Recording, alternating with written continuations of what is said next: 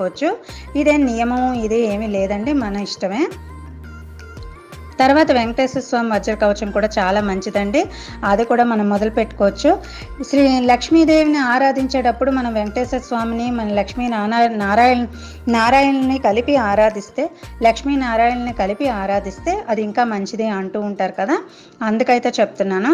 ఎందుకంటే ఉట్టి లక్ష్మీదేవి పూజతో పాటు లక్ష్మీదేవిని కొలుస్తూ మనం నారాయణమూర్తిని కొలిస్తే అది ఇంకా విశేషం అంటూ ఉంటారు కదా. ఇప్పుడైతే పూజ మొదలు పెట్టుకుంటున్నానండి.